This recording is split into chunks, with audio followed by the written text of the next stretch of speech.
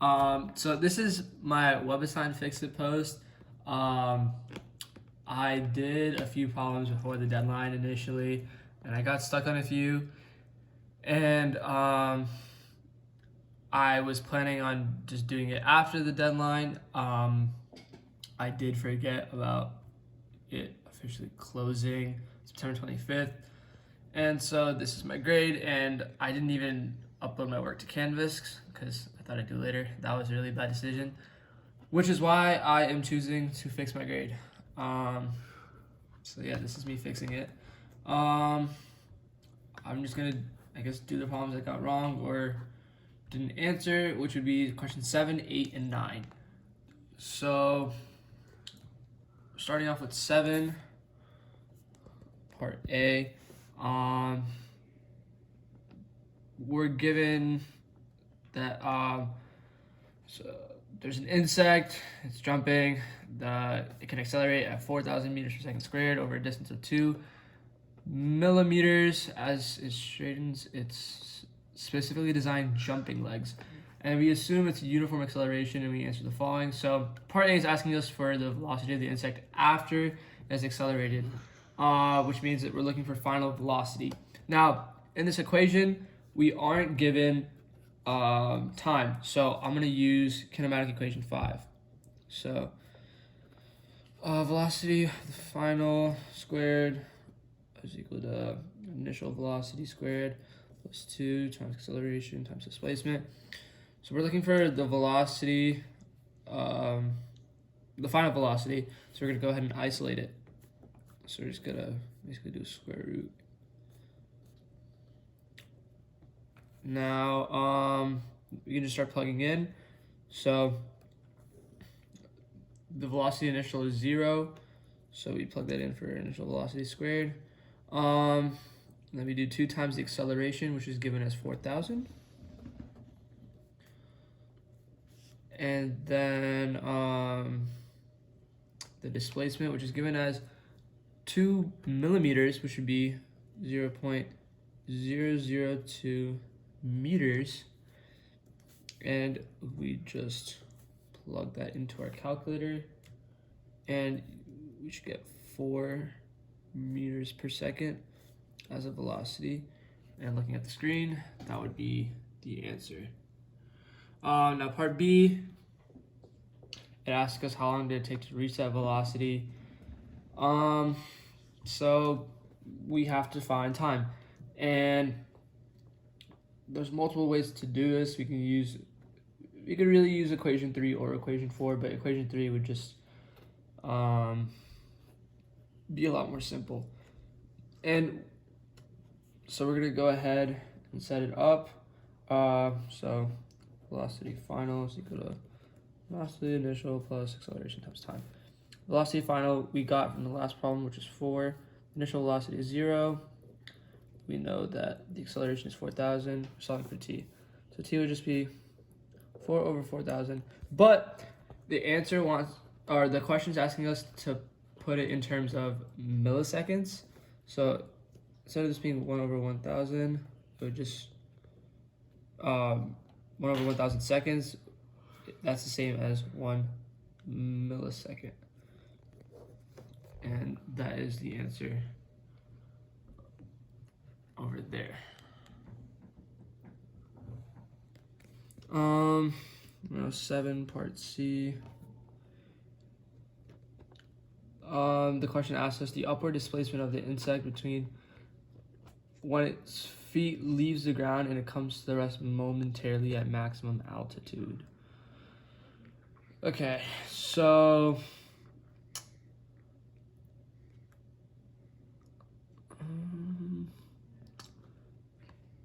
I think so we're looking for displacement, obviously. So we'd have to use equation 4 or equation 5.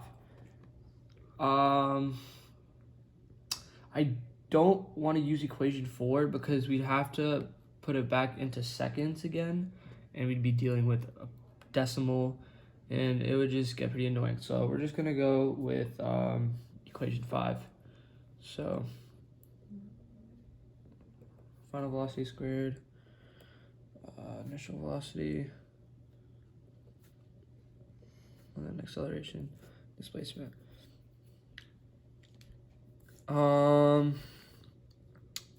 We know the final velocity is 4, so we do 16.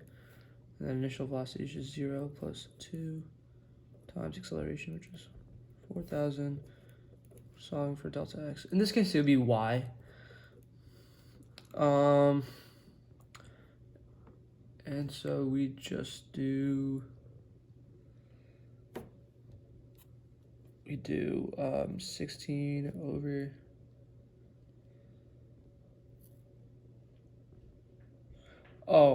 I'm sorry. It's asking for the upper displacement when its feet leave the ground. It comes to rest momentarily at the maximum altitude. So that means it would be in free fall, so 4,000 would not be the acceleration.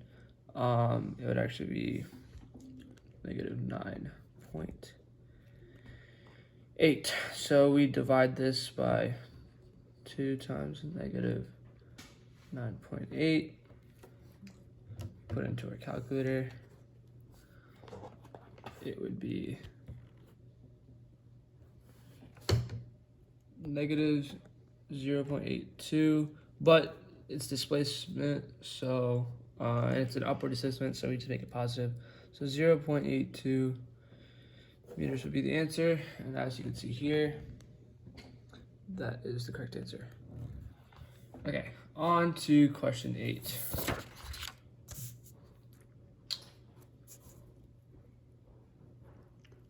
So in question 8, we're given 2 graphs, and we are asked to find the instantaneous accelerations. So these graphs are velocity graphs, and because of that, we essentially just find the slopes at the times. And so we're looking at figure B, and in figure B, this is figure B, and so they're asking us about, we had to do this first. It says, can a tangent line to a velocity versus time graph ever be vertical? And the answer is no, because that would just mean there would be like an infinite amount.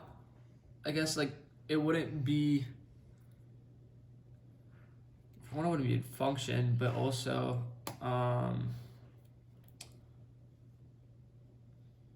guess like the derivative would just be infinity, and that's just not a thing. So that's why those are the answers. But it's asking us the instantaneous accelerations at A, B, and C. So in figure B, if you look at this, slope of this is just goes down 3 in a second, so that would just be negative 3. So A is just negative 3. And if we look back over here at B, it covers 2 meters over 2 seconds, so that'd just be 1 meter per second. And then for part C, if you look back on the graph, the line is flat, so it would just be 0. Okay, so we are done with question 8. Now the last question that I missed is question number 9.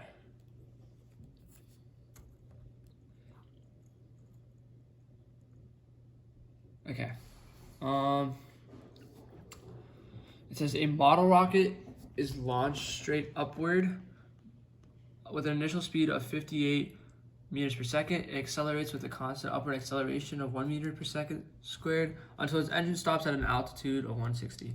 So a rocket is basically just going up, and accelerates until the engine stops. So after the engine stops, it still goes up, and at that point there's no, I guess, applied force going, so, and it's just from the acceleration that the engine gave. So after the engine, it would just continue to rise, and that would be from free fall. And so in part A, it asks us what can you say about the motion of the rocket after the engine stops. So after the engine stops, the rocket is free falling, and because of that, it would be a parabola. It would essentially go up at a slower rate, and then it would reach its peak and then fall back down pretty much the same way it went up after the engine stopped. So that's the answer to A. It's going to really work out there. So 9B, it's asking us what is the maximum height reached by the rocket. So the maximum height reached by the rocket, a way we can solve this, well, it gives us everything except for time. So we're gonna have to use equation 5 again. So we have final velocity squared is equal to initial velocity squared plus 2 times acceleration times delta x. And so we are looking to find the final velocity. So we have to isolate that.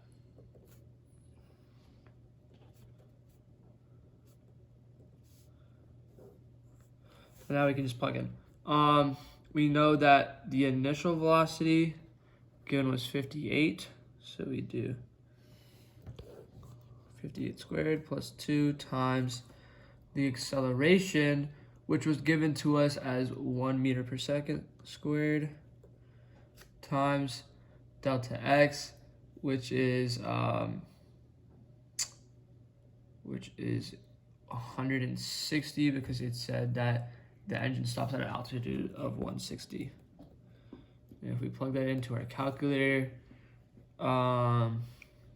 we would simply get 60.7 meters per second. That's our answer. Now,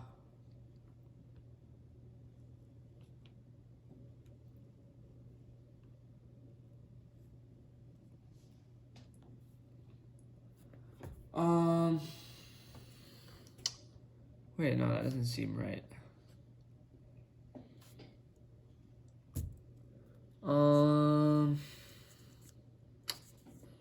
That gives us the velocity.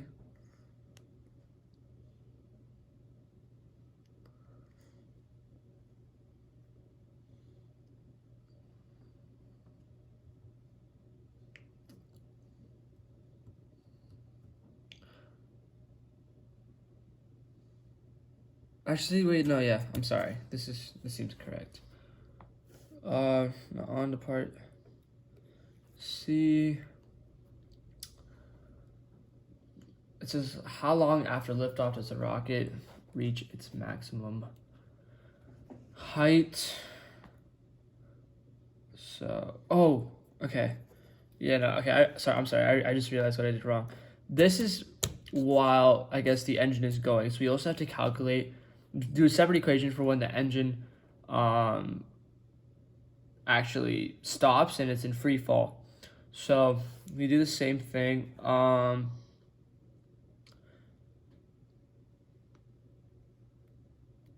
We'd have to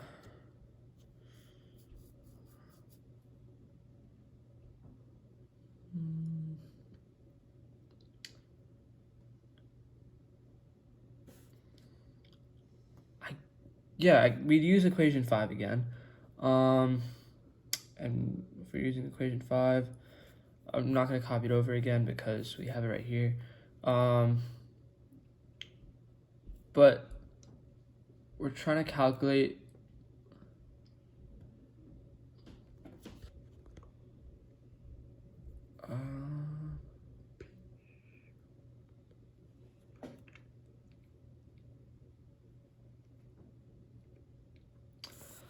I apologize for this. I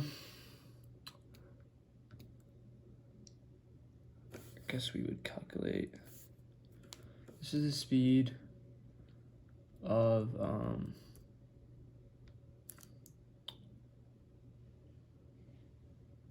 Well, okay, yeah, it's asking us how long after lift is, or what's the maximum height reached by the rocket? We got that. No. Because this would get us the velocity. Okay, I'm sorry. So we'd have to use equation 5, and we'd have to find the displacement after the engine is shut off, so that, and we solve for this so that we could use it in the equation. So now we just simply isolate displacement. So that would be, and in this case it would be y. It would be final velocity minus initial velocity all over 2a. And you can start plugging in the final velocity. At its peak would be 0 because it's free fall. The initial velocity would be, the initial velocity would be 60.7, which we got over here, because this is the velocity at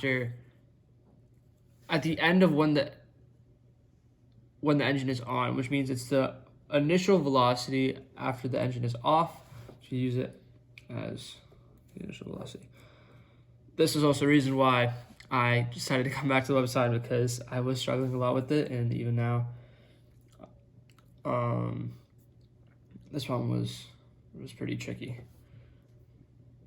And I'm doing this all live just from the first try, so I apologize for taking a while.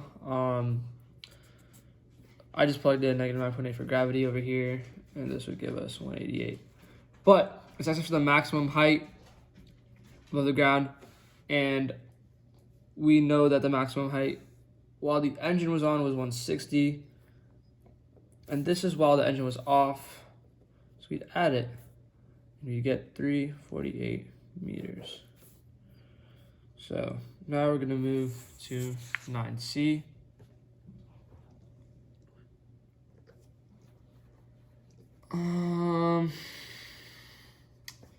Now over here, it's asking us how long after liftoff does the rocket reach its maximum height. So for this, I mean, I guess we could use it. Oh, okay.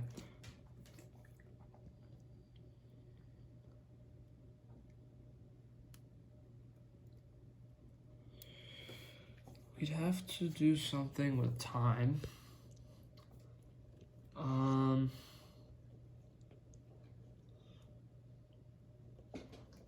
And we have to do something with distance, because we're talking about how long and also maximum height.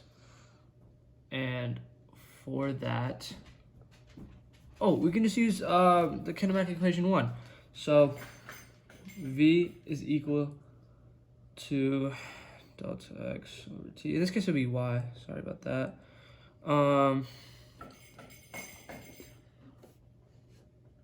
So what we can do is we'd have to rearrange. You'd have to rearrange the equation so that it would be t isolated, because it's talking about how long. So t is equal to delta y over v, and because of this, we know that the change in position is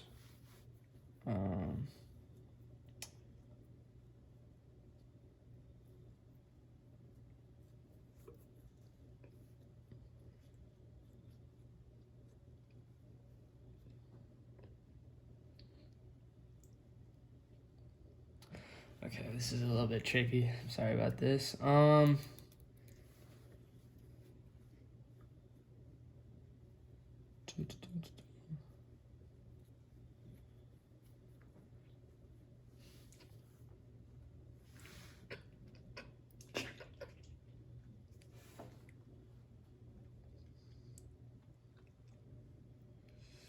Okay, well, we know that the average velocity would just be the velocity final plus the velocity initial over 2. And we know that the velocity final is 60.7 from this. And so you'd add that to the velocity initially, which was 58, all divided by 2. And then for y, or I guess delta y,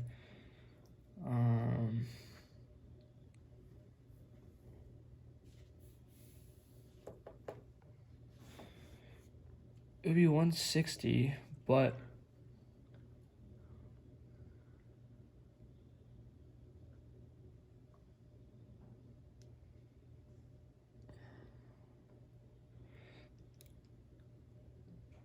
I know that if we do this, it wouldn't be the right answer on the answer key, but so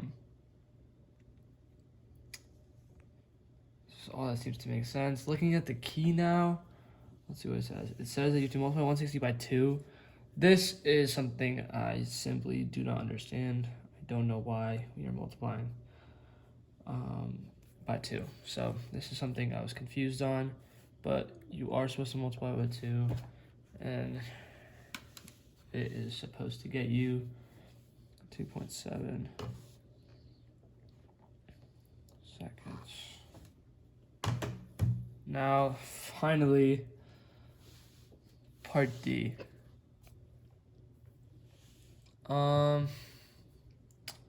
Asks how long is the rocket in the air?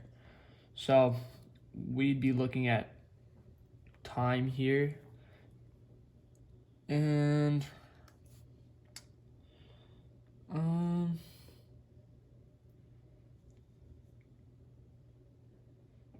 I think it'd actually be best to use equation 4 for this. So equation 4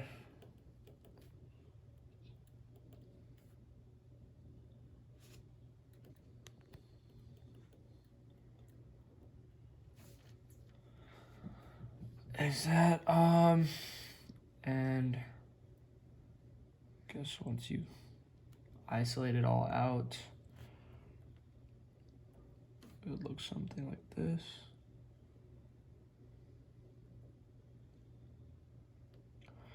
And you can plug in values simply over here, 72 times delta y, which we got as 348 in part B. But that was downward. And then acceleration, it would be gravity. We use gravity because at this point it's in like free fall. And this is supposed to get you to 8.43 seconds, which is no.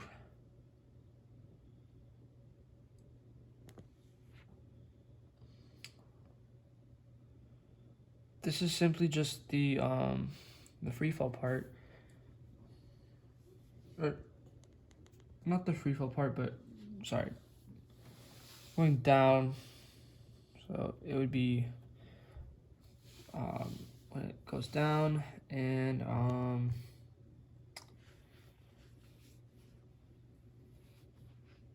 we have to add it to the time when it went up,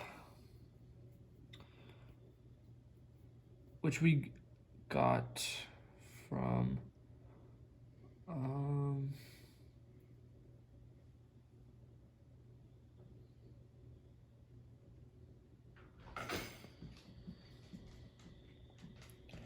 part C. So there actually seems to be a mistake in part C now. Again, I was confused on this, but maybe I have to use part C for this, but I can conclude that this was the time as it went down.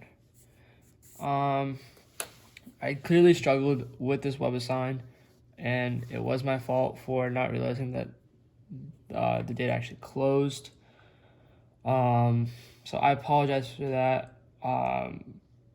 I would definitely like to get help on Unit 1. I did okay on the test, but it didn't incorporate the kinematic equation so much. And I feel like if it did, I would struggle a lot more. Clearly, I'm not doing very good at it, but and these two questions, I'm a little bit confused, but this is my web assignment.